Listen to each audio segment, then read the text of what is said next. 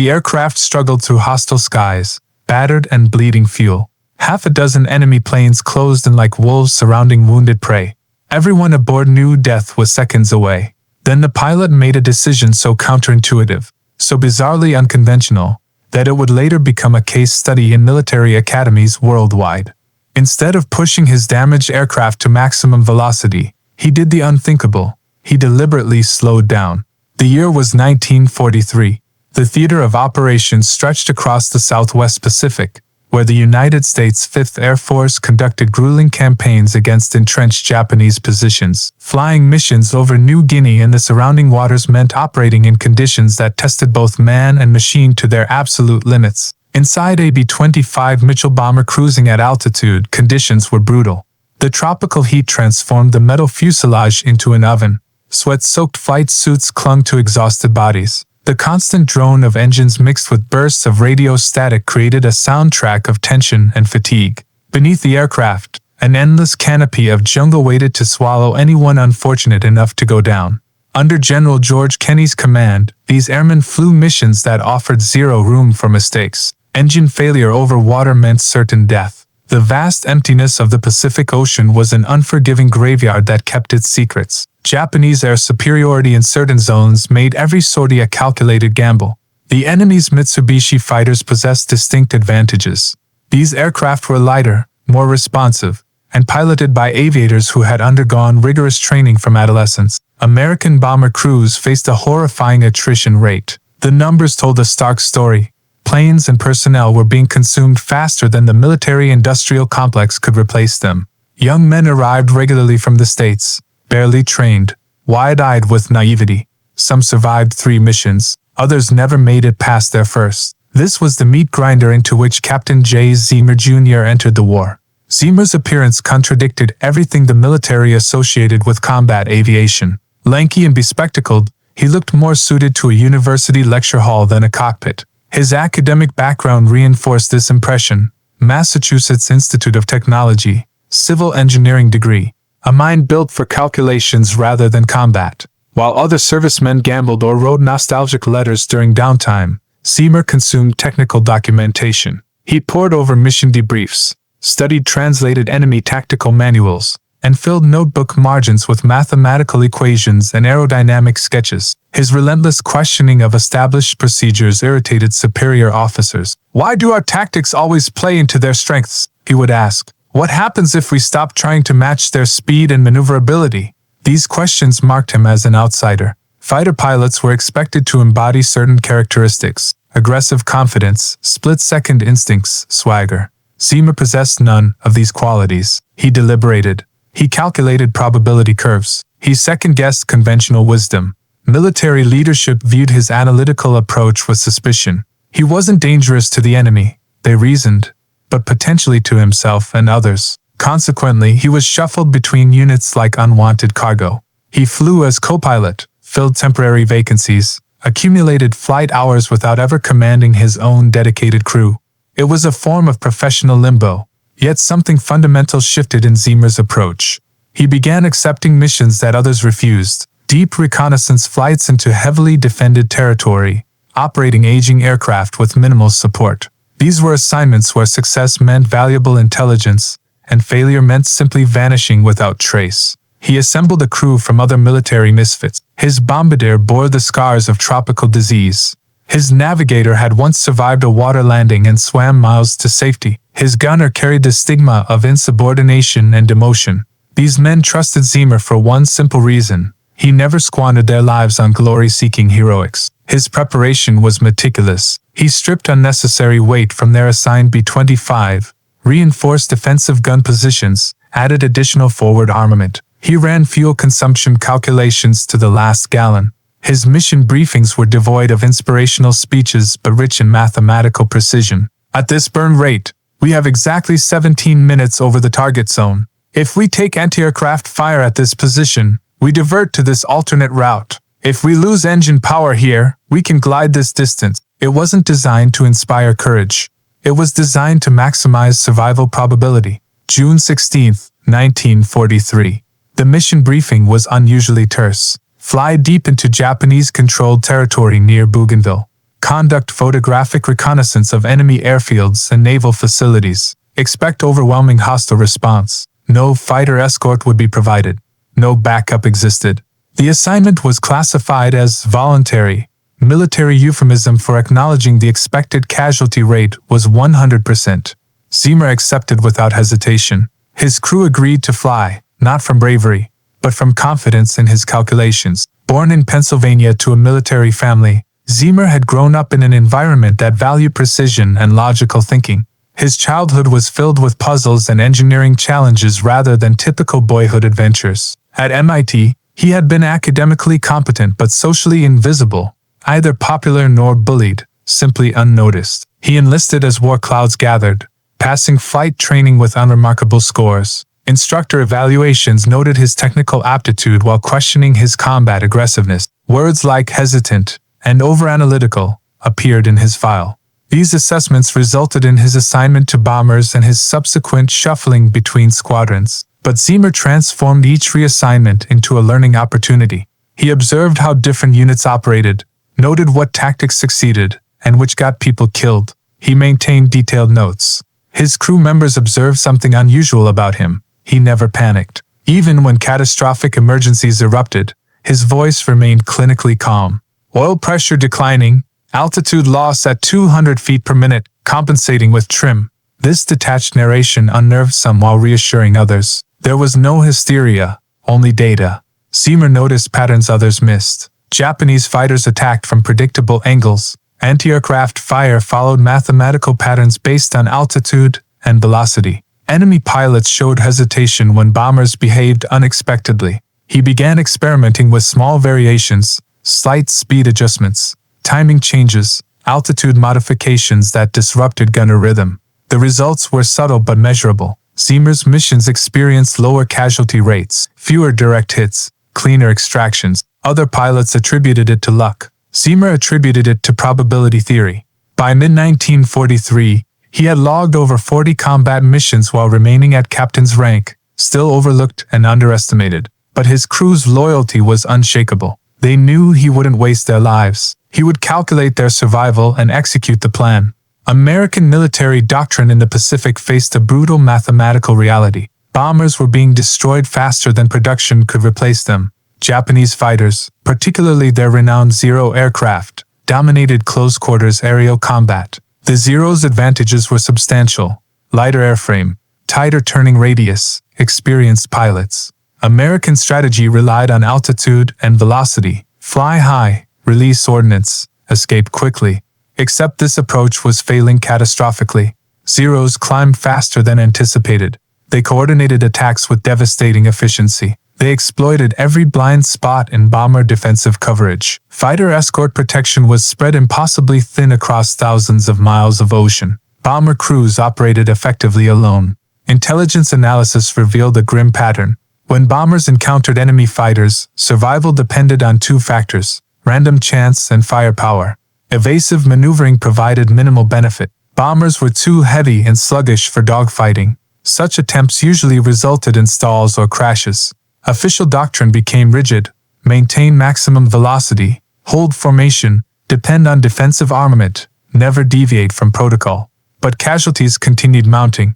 Commanders attempted various solutions. They added more guns. They altered flight paths. They varied mission timing. Nothing changed the core equation. A Zero could outmaneuver any bomber. This was physics, not opinion. Some pilots attempted wild evasive tactics. Most crashed. The few who survived were grounded for recklessness. The message was clear: don't experiment, follow procedure, accept losses. Zeamer interpreted the data differently. He noticed worse casualties occurred during the chase phase, after bombing runs when crews headed home. Zeros would pursue and methodically destroy bombers from behind, sitting in tail blind spots, firing until something exploded. Every manual prescribed identical responses: maximum throttle, create distance, hope for the best. Zeamer identified a logical flaw. If you cannot outrun them and cannot outturn them, what remains? He began considering energy states. A Zero traveling at high velocity carries momentum. Deceleration requires time. If a bomber suddenly reduced speed, the fighter would overshoot, not by much, perhaps 2 or 3 seconds, but in combat, 2 seconds is an eternity. He sketched the concept repeatedly. Reducing throttle at the precise moment a Zero committed to its attack run would cause the fighter to shoot past. The enemy pilot would need to climb, bleed speed, reposition. During that window, bomber gunners would have clear shots. The physics were sound. The concept was also insane. Slowing down during combat violated every survival instinct. Pilots were conditioned to equate velocity with survival. Reducing throttle while under attack felt like surrender. Worse, it demanded perfect timing. Too early and the Zero adjusts. Too late, and you absorb fire. The margin for error was non-existent. Zeamer presented his theory to Squadron Command. The response was immediate dismissal. Slowing would make them easier targets. It would destabilize the aircraft. It risked stalling. The idea was filed under dangerous nonsense. Zeamer didn't argue. He simply stopped discussing it publicly. But he never stopped refining the calculations. Dawn arrived slowly over their forward airfield. Ground crews worked silently, checking systems and patching damage with whatever materials were available. Zeamer's B-25 sat at the runway's end, older, heavier, repeatedly written off as beyond repair. It shouldn't still be operational. The briefing was concise. Fly north to Buka Island near Bougainville. Photograph Japanese installations. Return. Expected enemy contact. Extreme. Expected survival rate. Unspoken. Zeamer conducted his pre-flight inspection personally, checking every gun mount, reviewing fuel calculations with his navigator, briefing the crew in his characteristic monotone. 17 minutes over target. If we take fire, we head east toward open water. If we lose an engine, we glide to these coordinates. Nobody asked about losing 2 engines. They departed at 400 hours while darkness still covered the ocean. Zeamer flew low to avoid radar detection. Radio silence was absolute. No escort existed, just engine noise and the smell of hydraulic fluid. By dawn, they reached the target area. Zeamer climbed to photo altitude. His bombardier began capturing images of Japanese facilities, airstrips, fuel storage, transport vessels. Then the first Zero appeared, rising fast from below, sunlight glinting off its wings. Then another. Then 4 more. 6 total. A complete hunter formation. The rear gunner reported contact. Zeamer acknowledged and maintained course. The photo run wasn't complete. 45 seconds remaining. The Zeros circled methodically, probing defenses. They didn't attack immediately. They were disciplined, waiting for the bomber to panic, to break formation, to run. That's when they would strike. Zeamer completed the photo sequence. He banked east, full throttle. Standard procedure. The Zeros closed in. The first cannon burst tore through the tail section. Alarm shrieked. Hydraulic pressure dropped. The rear gunner returned fire, but the Zero was already repositioning for another pass. Zeamer watched their formation carefully. He counted spacing. He measured approach angles. He noted their velocity. They were executing a rolling attack pattern, one after another. Textbook tactics. Textbook meant predictable. The second Zero dove from above. Zeamer held course, waiting. The fighter closed. 400 yards, 300, 250. Then Zeamer did what no pilot should do. He cut throttle. The bomber lurched violently. The Zero screamed past, overshooting by yards. The top gunner tracked it, firing sustained bursts. Tracers walked across the Zero's fuselage. Smoke poured from its engine. It spiraled downward, trailing fire. The remaining Zeros hesitated. Bombers don't slow down. They run. This one just stopped running. Zeamer repeated the maneuver. A Zero committed to a stern attack. Zeamer throttled down, dropped flaps 10 degrees. The fighter overshot. The waist gunner opened fire. Direct hits. The Zero broke off, trailing smoke. Now the enemy was uncertain. Their attacks became erratic, uncoordinated. They tried different angles. Zeamer varied his responses, sometimes slowing, sometimes dropping altitude, sometimes throttling up at the last second, disrupting their timing. It wasn't dogfighting. It was disruption. Calculated chaos that transformed predator into confused prey. The Zeros burned fuel. They repositioned repeatedly. They overshot again and again. They took fire from angles they hadn't anticipated. One by one, they disengaged. When Zeamer crossed back into Allied airspace, 4 Zeros had been driven off. 2 were confirmed damaged. The bomber was riddled with holes. Hydraulics were failing. 1 engine stuttered. But the crew was alive. Zeamer landed on 1 engine with no brakes. The aircraft skidded off the runway into mud. Silence. Then the hatch opened. The crew emerged shaking. Ground crews stared in disbelief. The plane looked like it had flown through a storm of metal. Over 500 bullet holes, the tail section shredded. Cockpit canopy cracked. Blood streaked the interior. Zeamer was wounded. So was the bombardier and navigator. They had refused to abort. They completed the mission. They brought the photos home. And they survived something that should have killed them all. The photographs from Buka were developed within hours. Intelligence officers spread them across map tables. The images were crisp and detailed. Airfield layouts, fuel storage, troop concentrations, the kind of intelligence that normally costs lives to obtain. The real debriefing occurred in a medical tent. Zeamer lay on a cot, bandaged and pale.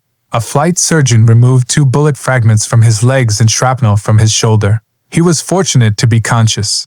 A colonel arrived, demanding to know what happened. How had a single bomber fought off 6 Zeros and returned home? Zeamer explained calmly, methodically, the throttle reductions, the timing, the disruption of enemy energy states. The colonel listened without interruption. When Zeamer finished, silence filled the tent. Then the question, "Did you plan this?" Zeamer nodded. He had been developing the theory for months. The colonel left without indicating whether Zeamer would face court-martial or commendation. The line between innovation and insubordination is razor-thin. 3 days later, the answer came. Zeamer received the Medal of Honor. His bombardier received one as well. The remaining crew members received Distinguished Service Crosses. The citations were factual and dry, referencing courage under fire.